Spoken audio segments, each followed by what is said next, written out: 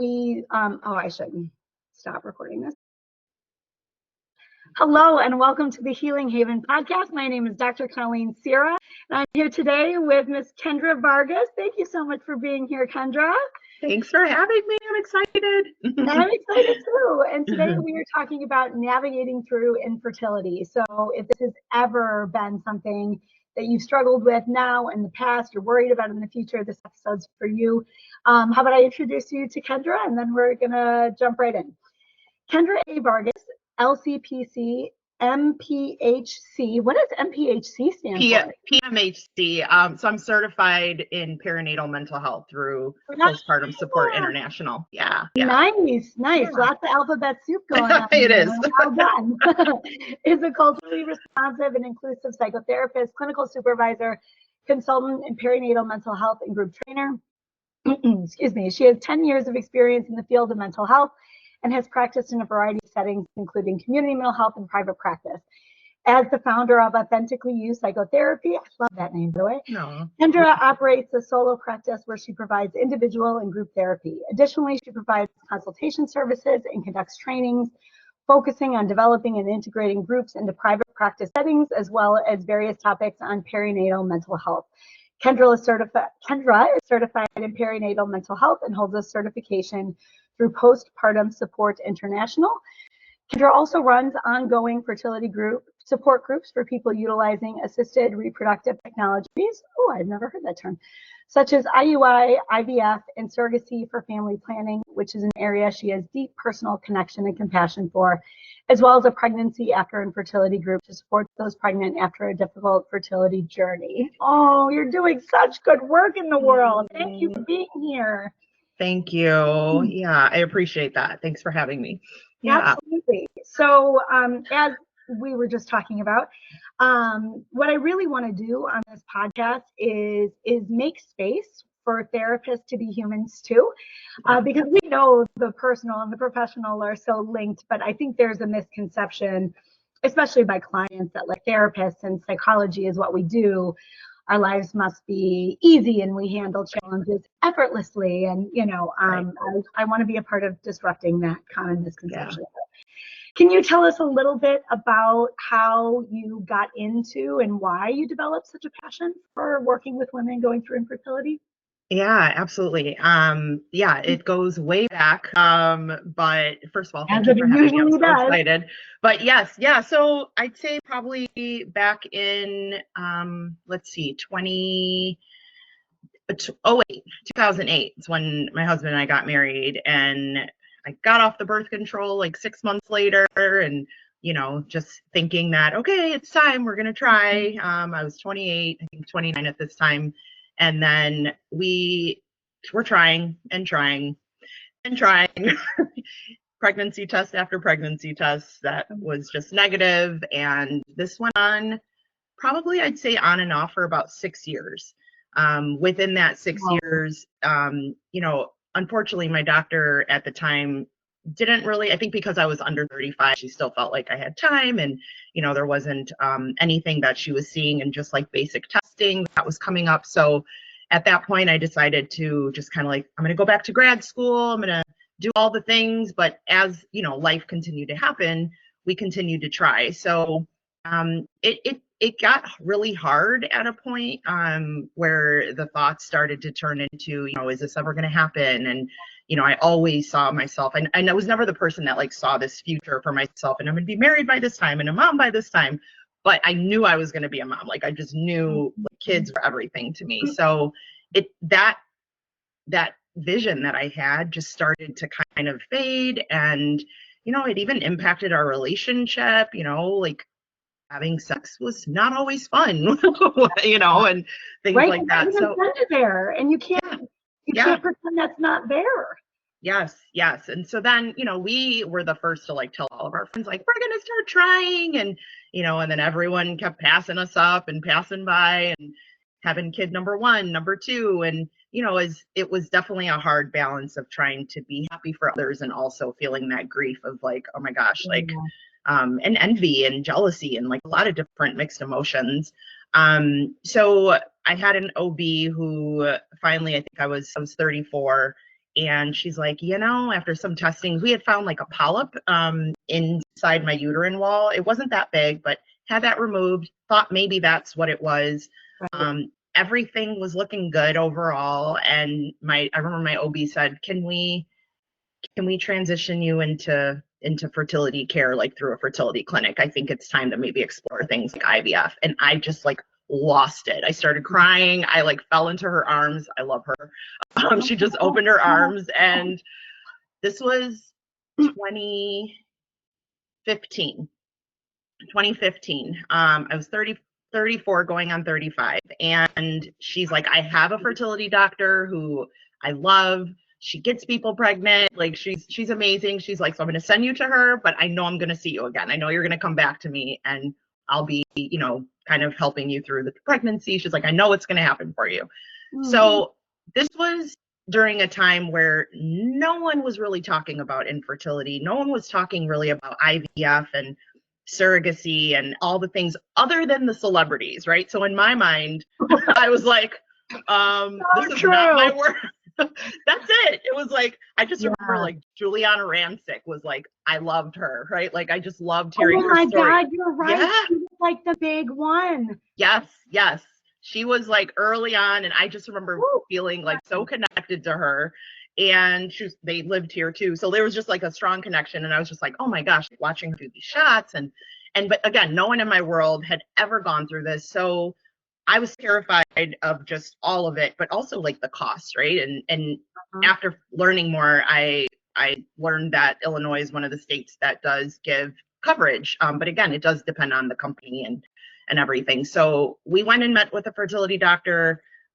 She kind of put us in the category of unexplained infertility, which part of you is like really happy because there's nothing identified, and then the other part of you like just wants an answer and wants to know, right? That would I think that'd be really hard for me the unexplained is like, feels like an extra thing in the mix.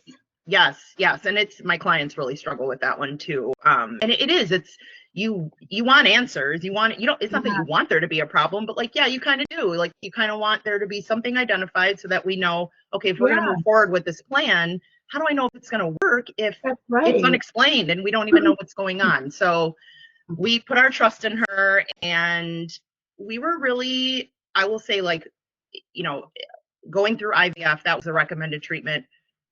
We were super grateful because it was covered by our insurance. So we were like, all right, we're going to do this. Yeah. And, you know, it usually takes on average about 2 to 3 tries for a pregnancy to happen, but it worked on the first try for us. And I know that's not the norm, but it did. And so we were really excited, and, you know, going through the shots and everything, we just got in the mix. And part of me it was really isolating because there wasn't anyone in my world, but at the same time, it was kind of nice because I didn't know a lot, and I kind of just really put my trust in the doctor, and just, you know, I was trying to look up information, but there wasn't a whole lot. This was, you know, in 2015, 10 years ago. It's really changed. So got pregnant, everything was great. I went back to my OB for that first ultrasound, and she literally came in screaming like, because that's her. And it was great. We have our daughter, Clara, who is almost 9 now. Second quick part of the story is back in I'd say when she was probably like 5, so 2020 ish, 2021, we had embryos that we had frozen. There were 4, so we always went back and forth about like, should we go for a second? And so we made the decision to try again for number 2, and it didn't go the same as it went the first time around. It was also during the pandemic, and there was just a lot. It was, that added a whole nother layer. I had a transfer canceled because I got COVID 5 days before my transfer. So I had gone through months and months of the shots and, you know, appointments. And and then we had another round that failed. And it's interesting because I feel like a lot of the work that I even did in my own personal therapy was like, you know, once you make a decision, I can get really stuck in that decision and be like, hey, we made this decision. This is the direction we're going. But then we had to come to a point where we're like, okay, I don't know if we want to keep going through this. Like, we didn't even know if we'd get our daughter. Like, we didn't know that was going to, actually go through. We didn't know, that we just weren't sure. And so it was a lot of therapy and a lot of work of really coming into place. Like, it's okay to go in wanting this plan and then changing it. And I just had a really hard time transitioning out of this space of like going for number two. But also just mentally and having a kid right now and working and all of that, it just felt like a lot. And it was a lot. Yeah, that's a lot. So we decided to end the journey. And I was the type of person that wasn't really ever like connected to my embryos in a way where I was like, those are my babies. And I just wasn't that person, right? Sure. But until it was time to make a decision on what to do with them is when it really hit me, and I got super connected. And my husband too. Like, there was a lot of feelings that came up for both of us.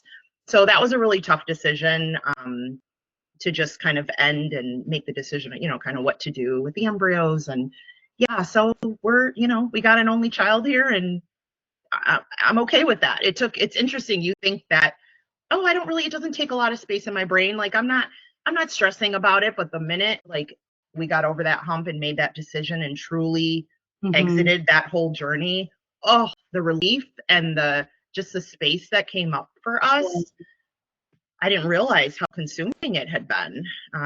So consuming, right? Well, because it takes, I needed IUI to get pregnant with my first. I think I shared that with you. Yes, I remember. Yeah, and so my journey is a little different because I had known forever that I was going to need fertility treatments because I had cancer as a kid, blah, blah, blah, blah, blah. But so my infertility journey is, I think, very atypical. But in thinking back, it's like, it's all the ideas. Ooh, I feel emotional even thinking about it and hearing your story, right? It's all the ideas and the images of how we expect things to happen, right? And so many of us, I think, or at least me, really hoped that planning to have a baby would be like silly sex and, and jokes about making a baby and it would, of course, there's the planning piece, but there would be an extra layer of intimacy because we were doing something really special together to have a baby. Oh, so to go back and like think all the shots and it's just so different, right? And so that for me was the hardest. When you think back on your journey, or even when you reflect on your clients' journeys, what feels like some of the hardest pieces about going through an infertility journey? Yeah, I think the common theme really is grief, right? This thinking, not knowing that it's going to be this, right? And just really grieving the idea, grieving what you thought a pregnancy would look like, what you thought, getting to that part, like, right? That's the part. I think grief comes up in so many ways. Even if someone is, utilizing IVF or IUIs, it might fail, right? Or maybe you don't get as many embryos as you hope for, or maybe you go into an egg retrieval and you end up with barely any eggs fertilized, and seeing those numbers drop. Every time, I always tell people, don't get so connected to these numbers because they drop, right? And it's really easy to just be like, oh my gosh, we got this many eggs retrieved, and it's like, oh, but wait, only this many fertilized. Oh no, and now we sent them to genetic testing, and we didn't get any. And so it's just constant grief that comes up in so many different ways. So I think that's a common theme that comes up, and also just how the stress impacts, I'd say, relationally, interpersonal relationships, whether it's with your partner or whether it's with your friends and family. I think it's part of the reason I created a support group around this, is because unless you know someone who's in it, it's really hard to even take in that support from others.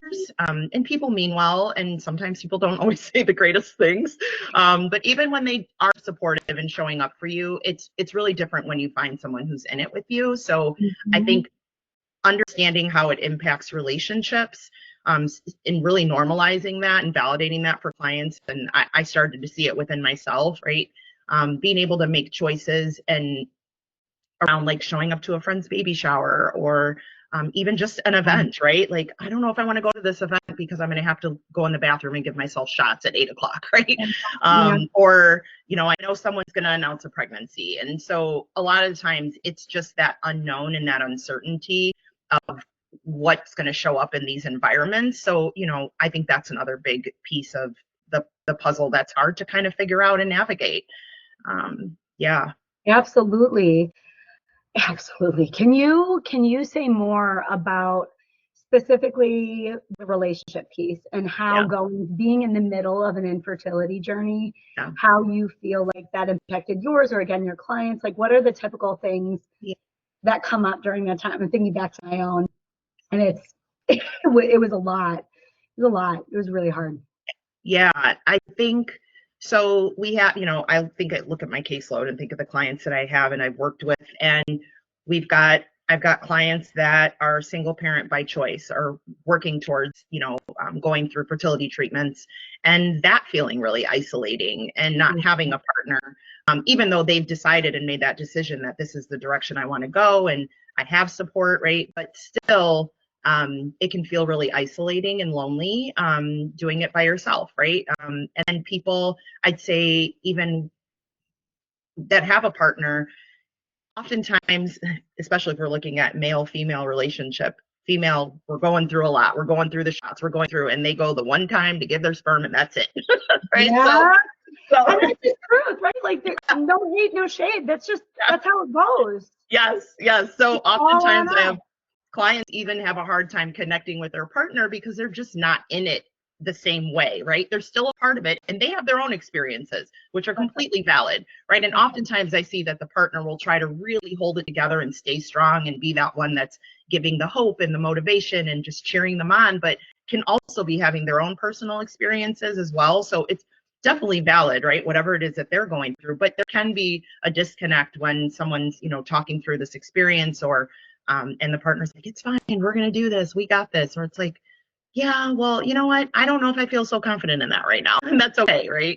So what I try to really get partners to have them help as much as they can, right? Like maybe it's with injections, maybe it's, I have a client I was working with, but she's working with her husband on how to get him to support more. And, we talked about like playing a song every night when it's time to do injections and how he can help set up. Like she's like, nope, I can't have him do my injections for me. I have to be in control. Okay, that's fine. I was the same way. Don't come near me with that needle. No, sir.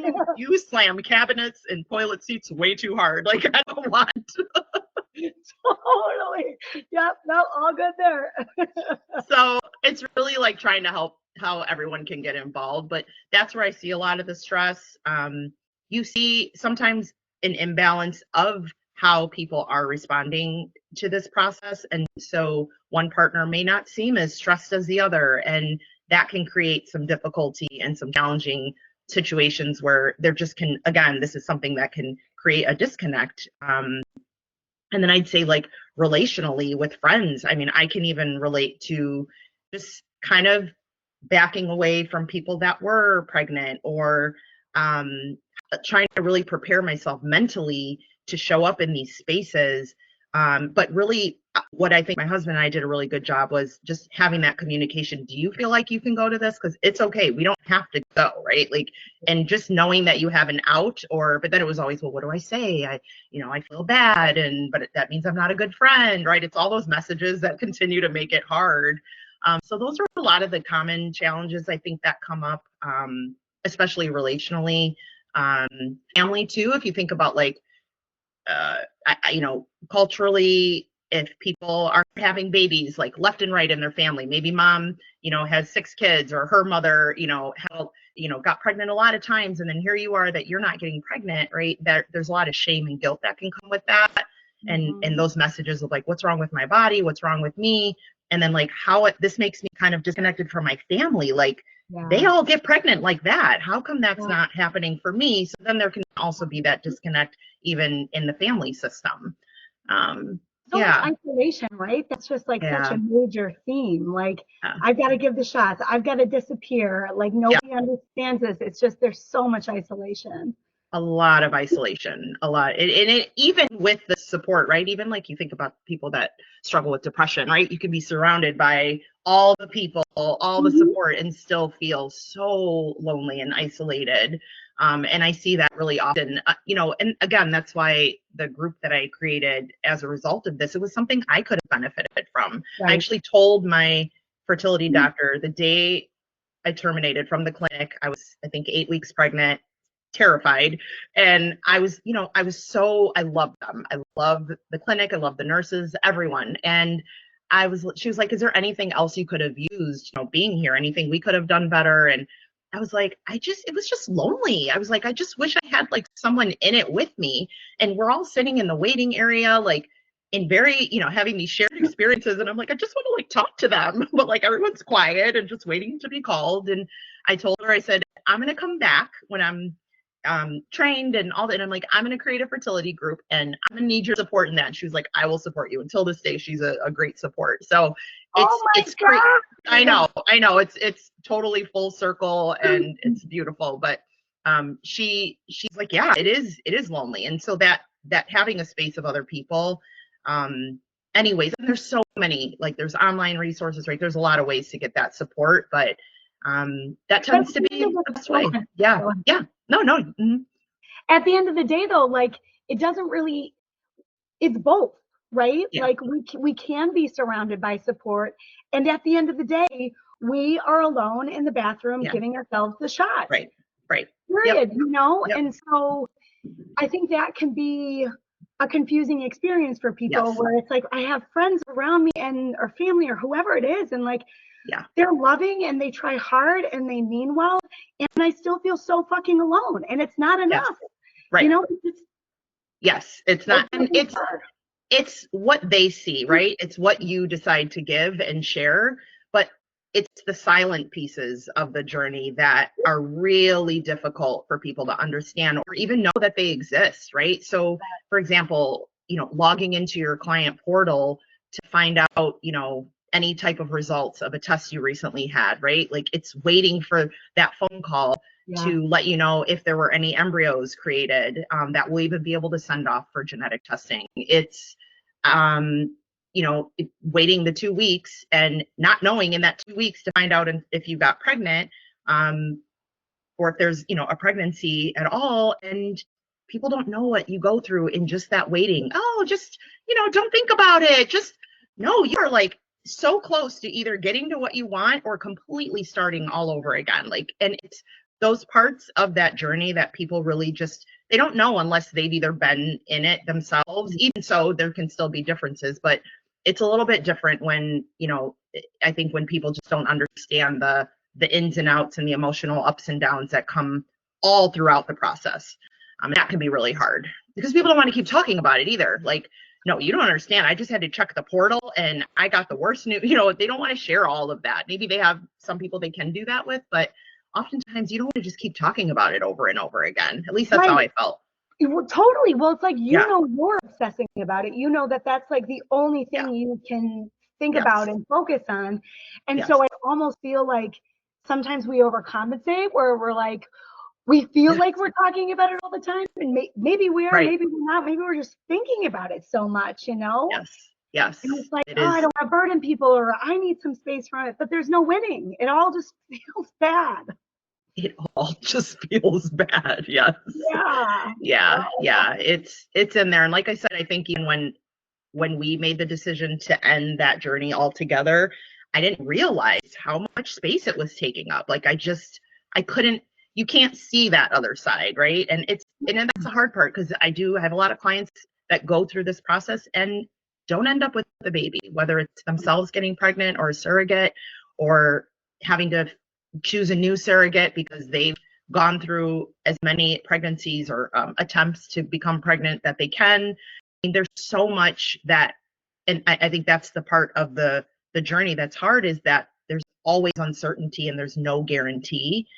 You know, and you have people spending money up to their eyelids, debt up to their eyelids, you know, or just going through all of their finances, trying to figure it out, you know, scheduling every day, trying to get accommodations at work, you know, some professional environments not being the most supportive, right? There's just all these other pieces where you just don't realize how heavy the weight that you're carrying in that.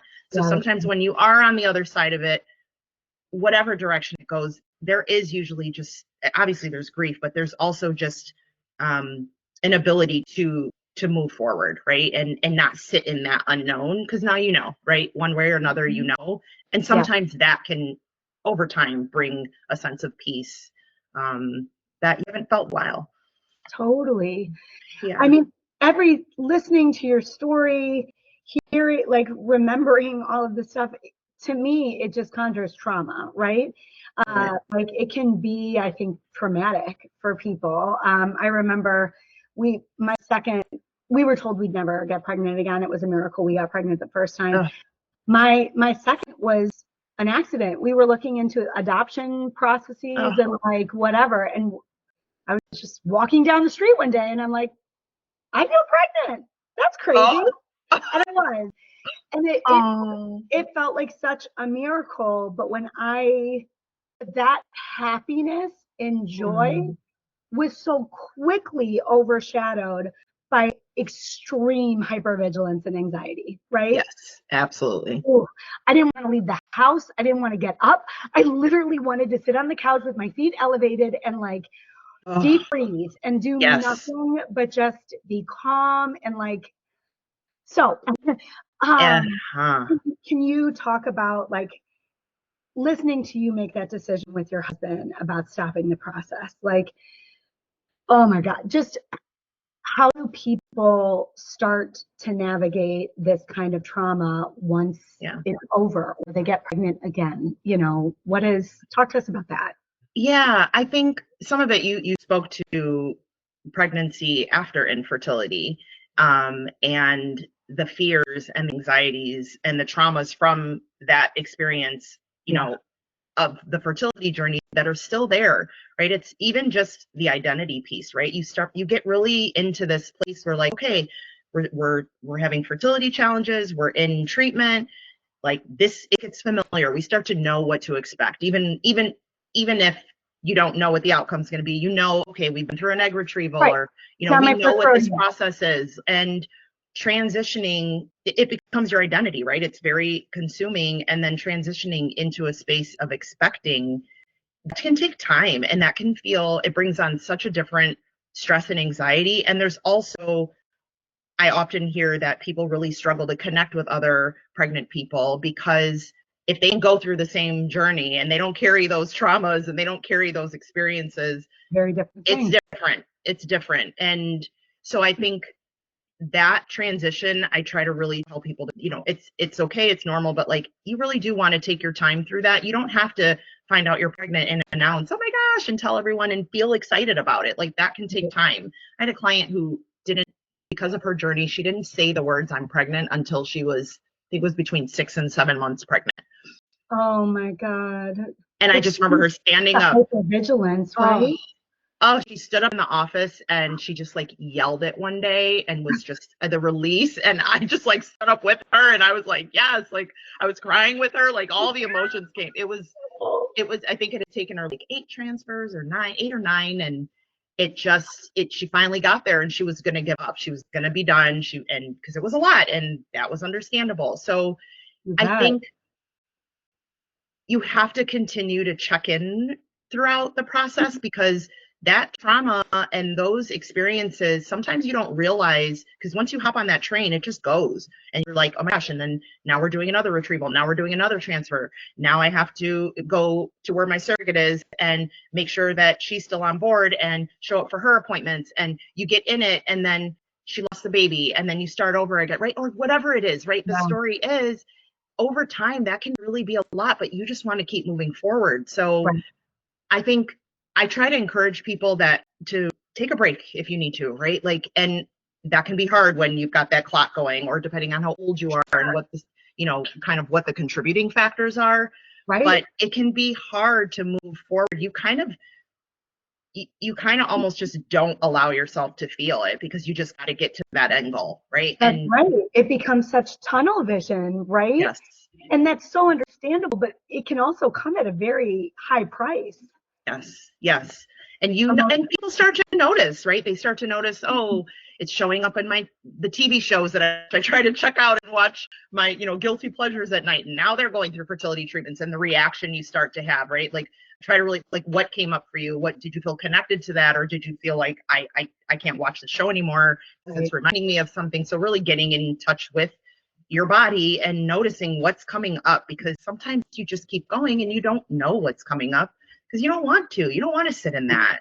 You just want to keep moving. And so slowing down as much as you can through that, and recognizing that, you know what, maybe this is too much right now, and maybe I do need to take a pause. Obviously check with the doctor and everything, but I'm a fully supportive of taking breaks and really taking care of yourself. I had a client recently say, you know what, I think I need to pause on therapy. I think I need to pause on this treatment process. My mental health is clearly impacted, and I'm going to explore, some medications. I'm going to explore some other things, how to better take care of myself, and I'll come back, or maybe I won't, and I was so proud of her, because it just can really, sometimes you sit in it and you do realize, like, this is really taking a toll on me personally, on my relationships, on my day-to-day, right? It shows up everywhere. Yeah. Totally. And it makes sense that people don't want to pause, because then you'd have to feel, and then you'd have to deal with the questions of, like, is this not going to happen, and the grief that comes with that. So, like, we just power forward. But I love that wisdom of, like, just pause, and it doesn't have to be forever, and you don't have to make decisions, and this doesn't have to mean anything. We can just pause for a second, or a day, or a week, or a month, and just see where we're at. Yeah, because maybe there was loss in there, right? Maybe a loss of a pregnancy, or the loss of a surrogate, or the loss of your fertility doctor. There's a fertility doctor that's retiring like next month, or in the next couple of months, and so many of my clients are like, oh my gosh, I've been in his hands for years, like, and I'm still not pregnant, like, and now I have to start with someone new, and there's just a lot of pieces. Again, goes back to these different parts of this journey that people just don't always fully get. So it's like, okay, let's pause, let's check in, let's, kind of sit with this a little bit, and, you're in control. You make the decisions, right? And I don't think people always realize that. They feel like, well, the doctor wants me to do this, the doctor wants me to do. You can pause, you can ask questions, you can advocate for yourself and request a test because something just doesn't feel right for you, right? You want to look further into something. So yeah, pause. Well, and even just what you said about, like, remembering that you have choice and autonomy, I think it's so easy for all humans. Like, we live under capitalism and systems of supremacy. There's clearly a track that we're supposed to be on, and we feel all this pressure to be on it, right? It's true of all things. Infertility is a special journey. So this idea of remembering that you had choice, autonomy, like, I'm a grown-ass woman. I get to make choices for me. It's so easy to forget that, right? Totally. Oh yeah. Especially when you're surrounded by all the, like, white coats, most of whom are probably men. Yes. And people fear speaking up, and, like, have this fear of advocate. I mean, I'd say self-advocacy is probably the constant. They're afraid to call and ask another question, or they're afraid to challenge some information that the doctor gave. And let me tell you, folks now are informed. There are so many resources available, which makes me so happy. I always think back to my own journey, like, had I had all these resources, like, wow, holy cow, like, it's such a different world than 10 years ago. But, like, there's so many resources, or, groups that people are on online, or support groups in person, or whatever the case is, where people are coming back to their doctors like, hey, even if you're not sure, but you want to bring out there, I have another friend, or I know someone who did this at this part of their treatment. Like, they decided to do this test. Do you think that's something that I should do? Or, what's your thought? Like, put the questions back on these doctors. Like, and I feel like people are doing such a great job of that. Or at least I feel like even in the group, when someone hears one person advocating for themselves, they're like, okay, like, wait a minute, maybe I could do that, because it is scary, right? Again, the white coat syndrome, right? And so, but I think people are doing a great job of starting to understand and ask questions and just get better informed and educate themselves, which is great. Yeah. That's great. Okay, so pause. Yeah. Whenever you have choice, advocate for yourself. And it feels like maybe something that's foundational to all of those things is being surrounded by people who are affirming you and validating you and supporting you and loving you, right? Because again, if we're just going based off of our conditioning and our programming, we're like, I'm being dramatic, I'm making too big of a deal out of this, I'm overthinking, right? So yeah, can you speak to the importance of what you're doing in your groups and your workshops? Because it seems like it's probably hard to do all those things that we mentioned if you feel like you're crazy because you're in a silo, right? Right. Well, and it can become all consuming. And I feel like when I hear my clients start to talk about, there's increased isolation, there's less socialization, there's less connection with their partner, there's thoughts that are spiraling. I was talking about the snowball going down the hill and it growing into this catastrophic thought, right? We're like, wait, how did we get here? How did this thought turn into here? Well, yeah, it's because they're still unknown. It's still uncertain. So I think a lot of it is really getting to, I think, what do I want to say here? It's community. I think it's What's that? the all-consuming piece of this.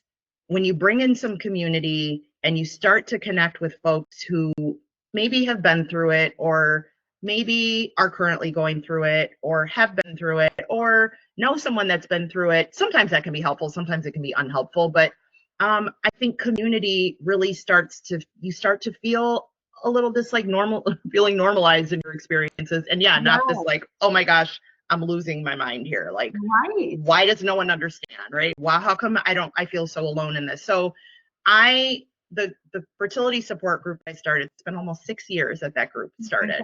Oh, that's incredible. And it's my baby. It is my happy place. It is just, I sit back and I just watch how they all lean on each other. And coming in, you see a lot of people that don't have the space. And anytime that I'm doing assessments for the group, the number one thing is I feel so alone. Everyone around me is getting pregnant. I don't have anyone to talk about with this. No one gets it. Every single person that comes in, there is some level of that. So once people come into the group, there is an automatic connection. Absolutely. And everyone shares. My very first group that I do, if I have like a new cohort coming in, I always do this kind of let's get to know each other without saying any words. So I'll ask questions like, have you been in fertility treatment for more than a year? Raise your hand, right? Everybody just raises hands. Have you ever experienced loss? Raise your hand. Have you been pregnant before? Raise your hand. Have you done IVF? Raise your hand, right? Like, are you using a surrogate? Just, I'll go through all these different questions and people just automatically have this shared experience in visually seeing like, oh my gosh, this person went through it. Oh, this person, I'm connected, right? There's an automatic connection. That is genius, by the way, Kendra. Yeah, no, it's really powerful. It's a powerful moment to see the hand raises. And so without any of the pressure of having to like put words to sometimes an unspeakable experience. So like, yes. And I say, whatever you're comfortable with, you don't have to participate in this. You don't have to raise your hand if it feels difficult in some of these examples, but it is an automatic connection. And I think as people go around and share where they're at in their treatment process, or where they're at in this recently, diagnosis of infertility, people start to lean on each other in the most beautiful ways. It is, people are, oh, I've got extra, your meds didn't make it. I've got one that I haven't even used and will expire. It still has 2 months. Like, let's meet up. Or during my 2-week wait, we have 2 people that are in their 2-week wait to see if they're going to, be pregnant. And so they decide to get together and take a walk together, or color the night before their retrieval together, or whatever it is just so beautiful. And the amount of resources that get shared are really great. So that space is really beautiful. And then as a result of when people do get to the point where they are expecting, and then there's been I've noticed a disconnect of going into other pregnancy support groups where we talk about it being the fertile world, where there's people that are just like, we weren't even trying and I'm pregnant. And that is automatic, like, oh no, I can't connect. You're not going to get me.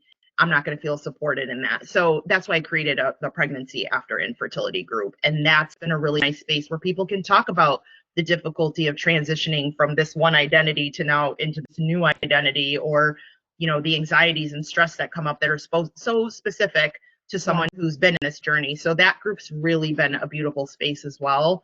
Group work is great. And then the workshop, I think the retreat, I have a retreat coming up in April, which it's kind of building on this community piece of having a day for people to kind of just check out of all the treatments, all the conversations around, or maybe they'll want to talk about it, but just a day of self-care, a day where they can have community and just really support one another and do some yoga, do some acupuncture, do a sound bath meditation, a plant workshop. We're going to do some journaling, have like a group space where we're going to talk and have kind of like a group therapy hour and eat some yummy food and have some relaxing, calming teas. And like, I want to be there. I feel relaxed just thinking about it. I love that.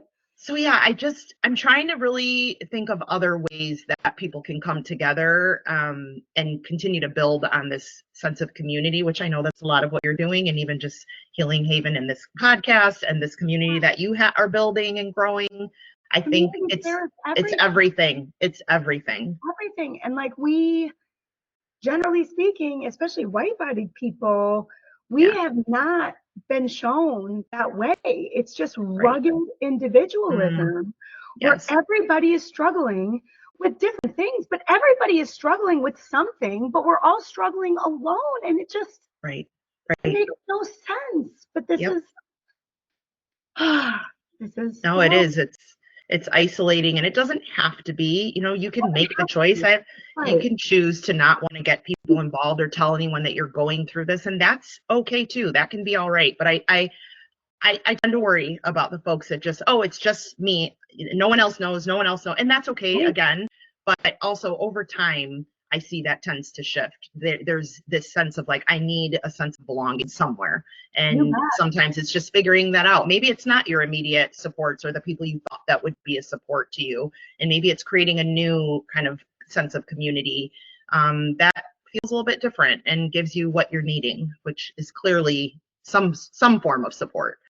Some form of support, And like, if people make a choice about like, it's better for just me and my partner, I want this time to be private.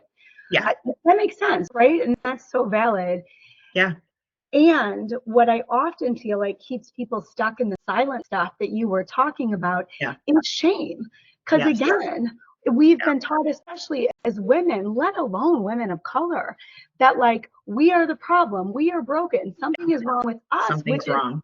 Which is what keeps us quiet, because we're so ashamed. Society, family, friends, messages that you receive, depending on what your journey looks like. Maybe it doesn't look like the ones around you, right? Maybe you're already disconnected from even just hearing that there's this infertility thing happening, and it's just, oh my gosh, something, like you said, something's wrong with me. I'm broken. You know, I'm not. You know, it's kind of feeling a disconnect from yourself, or even like you think about LGBTQ plus folks, where the definition of infertility doesn't even include them. You know, like, we're getting there, but like having unprotected sex for 12 years, that's infertility, or 12 months. I'm sorry, 12 months. That's infertility, right? Not being able to get pregnant after 12 months of unprotected sex. 6 months if you're over 35. What? I'm like embarrassed to admit I never had even thought about that. That is so true. Yeah, it's a big problem. It's a really big problem. We're getting there. I think clinics and even the Association for AS Society Reproductive medicine, the ASRM, they are starting to get a better, grip on that and kind of using that language. I think a lot of clinics are using language. So when I'm working with those folks, I always, let's get information, let's ask questions at the clinic. A lot of clinics now have like sections on their website, right? And look at that. If you don't see anyone that looks like you, if you don't see anyone, any language, any inclusive language, that's not the place for you. Not for you. And there are places that are great with that. So like, we got to keep looking, right? Because that's a whole nother piece. You go in and then you feel that disconnect, or they're not even speaking to you. Layers and layers and layers of isolation and shame and but what I feel good about, not that we can wrap this up in a bow, because we can't. It's complicated. Yes. But your ideas about navigating with support, autonomy, being willing to pause, and creating community, those feel like hopeful pillars, right? To hang on and to look to for people who are on this journey. That makes me beautiful. Absolutely. All of that can really help, even if you're feeling uncertain, even if you don't know what the outcome is going to be. Having community and people that understand that piece, and even if they're in the same place and like, you know what, you get that, like, you understand what this feels like to not know if it's even going to, work, right? And I think leaning on those supports, self-advocating when you have questions or aren't feeling sure about something, and all of that, I think, really can make things, at least feel a way where like you are still feeling in control of something that feels very out of control. Totally. Right. Like that, as you know, I'm a trauma therapist, right? So I'm always thinking about control and how do we have the experience of having more of it. And that's it, right? We can't change the journey. We can't control the journey. So much of it is uncertain. But finding the places where I feel empowered, I feel autonomous, I feel like I have agency. That's so helpful. Absolutely. There's a lot of that in this process. Just people, again, when you're just tunnel vision and it's all consuming, you can't always see those parts that are in control. And that's where working, in therapy is really helpful for people like, oh yeah, I can do that. I do have a choice here. Is that empowering moment can really make a shift. Absolutely. So speaking of having partners and support and community along the way, if people want to work with you or learn more about your work, where can they find you? Yeah, so my office is in Oak Park, and my website is aypsych.com. So people can go on there to learn more about me and my offerings, make an appointment, reach out. I have an Instagram that I love and I have so much fun with. It lets me tap into my. Oh, you're so sweet. You're an Instagram mentor. Like your so shit on Instagram is awesome. It's like my creative brain gets that space, right? I'm like, ooh, this is where my creativity can go. But so that's AU Psychotherapy. So AYOU Psychotherapy. What else? I can get my email. I don't know. Maybe. Yeah, well, we're going to have all that in the show notes. So great. Yeah, I'd say website and Instagram probably the two big ones that I'm the most active on. And then, there you can learn about the support groups that I offer. The fertility support group tends to be full. It's full right now, and there's typically always a wait list. There's a very short wait list right now. And so just really depends where people are. Sometimes the people move through the group quickly, and other times people are there for a while. So it's always hard to know how that's going to move along, but I am currently accepting group members for pregnancy after infertility right now, and still for the retreat as well. So yay. And when's the retreat again? It's April 26th, in Chicago. Yeah, 2 months. It's in a private location, but it's in the city. It's a beautiful space, and I'm so excited. But there's more about that on my Instagram and on my website too. Awesome. I mean, you are doing such amazing work for women in our community, all people with uteruses in our community. So I'm so grateful for the work you're doing and for being here and sharing with us. And thank you so much I didn't say it afterwards, but I'm so grateful that you were willing to share your own personal journey. I know it's not easy to go back to those places in our life, right? And so I'm always so grateful to have clinicians who are vulnerable enough to do the things that we ask our clients to do all the time. That's a rare and beautiful thing. Absolutely. So No, of course. No, thank you for just creating a safe space for me to do that. Because, yeah, sometimes, some days different feelings come up, and some days it's easy and comes out like nothing. So today felt really good. So thank you for providing that space. I'm so glad. Awesome. Thank you so much for being here, and Thank we'll see you you. on the next episode, folks.